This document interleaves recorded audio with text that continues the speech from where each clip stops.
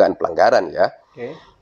Terkait kepala desa yang waktu itu muncul lagi tentang dugaan kampanye anak ya, melibatkan anak-anak, kemudian ada lagi suara yang diduga rekaman itu. Oke. Daerah pemilihan dan alokasi kursi mendorong lahirnya pemimpin yang bijaksana dan merakyat.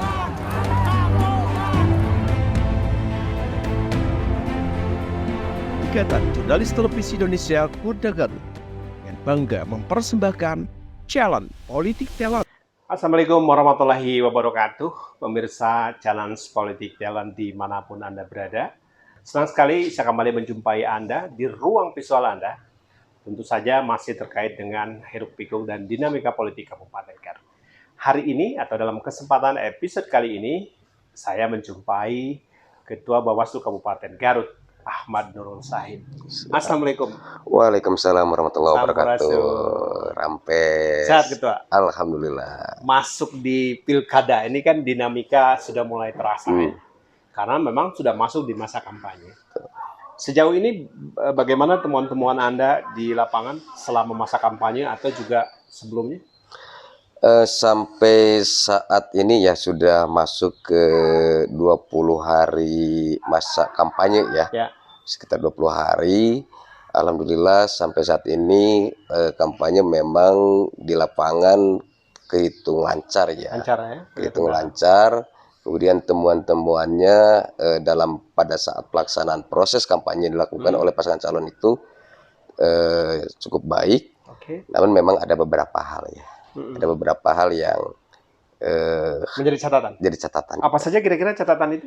Jadi catatan itu yang pertama yang sama-sama kita ketahui mulai dari awal kita sudah sebagai Bawaslu yang diberikan kewenangan untuk mengawasi dan melakukan penanganan dugaan pelanggaran ya. Terkait kepala desa yang waktu itu.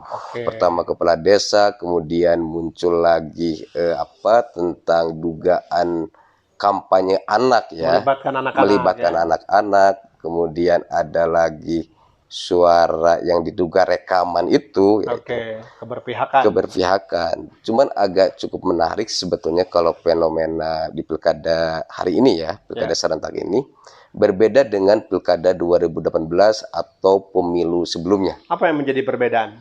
Menariknya itu sampai saat ini ada yang diduga pelanggaran tapi tidak ada yang melaporkan secara langsung. Diduga pelanggaran tapi tidak ada pelapornya. Betul.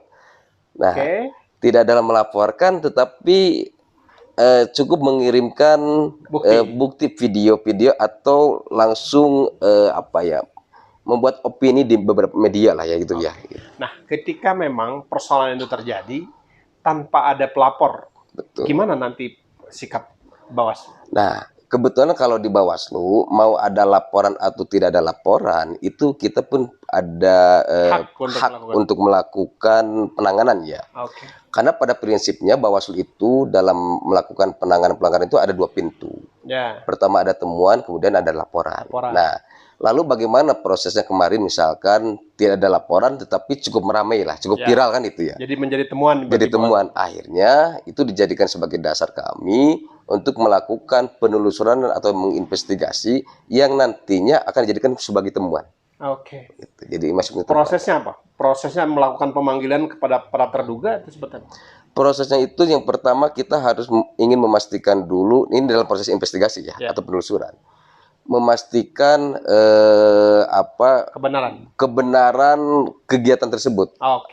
Kemudian masuk pada memastikan prosedur secara formil dan material dulu.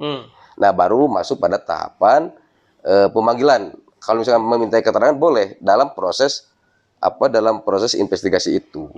Tapi sebelum ada melakukan registrasi. Nah, karena registrasi itu temuan atau laporan itu akan diregistrasi dari informasi awal ketika syarat formil atau material terpenuhi. Saya ingin lebih jelas lagi. Dari sejumlah fenomena yang Anda temukan di Bawaslu, mana yang terbukti dalam konteksnya atau mendekati fakta-faktanya real misalnya? Kepala desa itu memang terbukti. Real? Ada kepala desanya? Videonya ada. Kepala desanya. Nah, mereka masuk kategori pelanggaran atau? itu memang masuk kategori pelanggaran, tetapi bukan pelanggaran pilkada Oke. atau Undang-Undang Nomor 10 2016. Ya. Kenapa? Karena dilakukannya itu pada saat sebelum penetapan. Oke. Jadi itu masuk sebelum Sebelum penetapan. Apakah ada perubahan perilaku, dalam konteks berkesinambungan perbuatan mereka sampai hari ini, konsistensinya?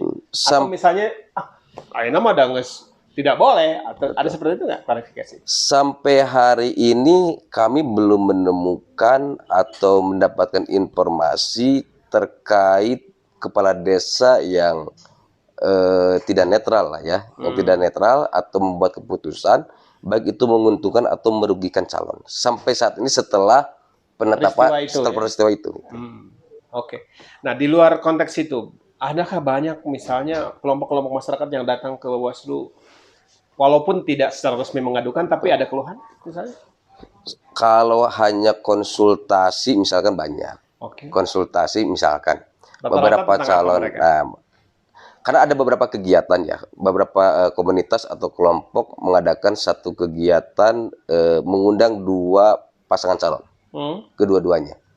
Nah, karena kan sekarang sudah masuk tahapan kampanye, sudah masuk tahapan kampanye, otomatis harus sesuai dengan zonasi. Sedangkan dari si komunitas ini mengundang semua pasangan calon. Berarti ada satu pasangan calon yang akan hadir di luar zonasinya. Dan itu sebenarnya melanggar ya dari ketentuan atau tidak? Sebetulnya buat kami kalau hanya sebatas undangan tidak. Tidak ya. Jadi tidak dimaknai sebagai kampanye karena atas dasar undangan. Kalau kampanye itu ya memang inisiatif dari paslon ya. Nah, sekarang kalau lihat dari konteks ini juga ada informasi terakhir perubahan zona kampanye. Dalam perspektif Bawaslu, perubahan ini apa sih sebenarnya yang dilakukan oleh KPU? Terkait perubahan zona kampanye, betul hari ini kan ada rakor pleno rakor di KPU mengadakan perubahan jadwal kampanye. Kami belum mengetahui isi dari perubahan itu ya, karena yang hadir kebetulan belum datang lagi, kita belum mendapatkan informasi secara utuh. Tetapi yang bagi kita sih pada dasarnya perubahan jadwal kampanye awal itu memang hasil kesepakatan bersama. Nah, jangan sampai di kesepakatan bersama mungkin nggak ada masalah ya? Nggak ada masalah. Itu kan sehingga ada dibagi 2 zonasi, kemudian satu zonasinya ada 21 kecamatan, kemudian pembagian zonasinya sesuai nomor urutan itu ya. Itu kan hasil kesepakatan pada saat sebelum tahapan kampanye. Oke.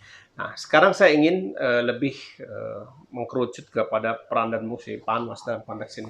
Anda punya analisa sebelumnya, karena ini kan head to head ya, hanya ada 2 pasangan. Sebenarnya yang menjadi konsen Anda di nanti supaya ya syukur-syukur tidak terjadi apa yang disebut dengan sengketa atau apalah gitu. Kira-kira konsen Anda hari ini seperti apa? Untuk kami lagi mempersiapkan bagaimana dalam proses tahapan kampanye itu selalu hadir, selalu terawasi sehingga tidak ada celah informasi yang buat kami hilang gitu ya. Karena kami menyadari bahwa ada sih bayangan Bawaslu ya. Ini kayaknya hasilnya berapapun nanti siapapun hasilnya yang menang, ini ada potensi ke MK. Ada potensi ke MK. Tetapi ini kan karena ketika nanti ke MK Bawaslu pun akan turut hadir dalam posisi hanya memberi keterangan. Nah, apapun keterangan-keterangan itu pasti dihasilkan dalam proses. Sehingga Anda juga butuh kuat dalam konteks data-data. Betul. Pertama kami akan menyiapkan dan memaksimalkan pengawasan. Kedua pun dalam pencegahan. Apa yang salah satu pencegahannya? Salah satunya adalah ketika kemarin misalkan kepala desa. Itu pun kami melakukan terus-terusan teman-teman kecamatan berkoordinasi dengan Perkopimca dan kepala desa. Jangan sampai kepala desa itu mengulangi apa yang pernah terjadi sebelum masa tahapan kampanye. Yang rawan ini menjelang detik-detik akhir. Karena masyarakat juga tersugesti politik uang lah, atau disebut dengan money politik, atau nanti akan bagi-bagi uang untuk mengondisikan suara. Anda menangkap sinyal itu nggak hari ini?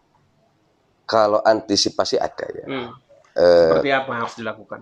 Antisipasinya kami melakukan sosialisasi. sosialisasi kepada masyarakat melalui beberapa kegiatan, baik itu kegiatan memang disiapkan oleh kita di Bawaslu, maupun kami hanya menempel atau ikut serta dalam kegiatan. Karena memang dalam money politik ini berbeda, di pilkada itu berbeda dengan pemilu. Kalau di pemilu itu ada apa ya? Ada sekat. Ada sekat yang bisa kami atau Bawaslu diproses itu hanya peserta dan tim kampanye. Sedangkan tim kampanye itu dimanai yang terdaftar di KPU. Itu tim kampanye. Di luar tim yang terdaftar mah sulit ya. Kalau ketika pemilu ya. Kalau pilkada? Kalau pilkada itu setiap orang bahasanya. Setiap orang? Setiap orang. Oh. Bahkan tidak hanya yang memberi. Tapi yang menerima pun itu bisa ikut diproses. Oke. Ini dasarnya untuk pilkada ya? Betul. Jadi sehingga kalau sebenarnya harusnya tidak terjadi ya ketika ruang gerak ini sampai ke publik ya. Harusnya tidak terjadi ya, karena gini, kalau melihat bagaimana mengkanter terhadap money politik itu, undang-undang pemilu dan pilkada itu bagus kan pilkada. Bagus, lebih perfect. Lebih ya, karena kalau masyarakat kita kepada masyarakat, meskipun hanya sebatas penerima, tetap akan diproses oleh kami. Terakhir, silakan Anda berikan himbauan kepada masyarakat Kabupaten Garut, baik penyelenggara, peserta, ataupun juga yang lain agar pilkada kita berhasil. Ya, kepada semua teman-teman penyelenggara, khususnya umumnya kepada masyarakat, mari kita ciptakan pilkada Kabupaten Garut itu dengan jurdil, sehingga bisa menciptakan hasil dari pilkada itu berintegritas dan martabat. Yang paling penting kepada teman-teman penyelenggara selalu jaga integritas. Ahmad Nurul Zahid, Ketua Bawaslu Kabupaten Garut. Terima kasih. Siap. Waktunya telah berbincang bersama kami dan pemirsa Challenge Politik dimanapun Anda berada. Usai sudah perjumpaan kita, mudah-mudahan apa yang kita perbincangkan memberikan tambahan informasi terkait dengan proses penyelenggaraan pemilu. Terima kasih, saya undur pamit. Wabillahi taufiq wal hidayah. Wassalamualaikum warahmatullahi wabarakatuh. Waalaikumsalam warahmatullahi wabarakatuh.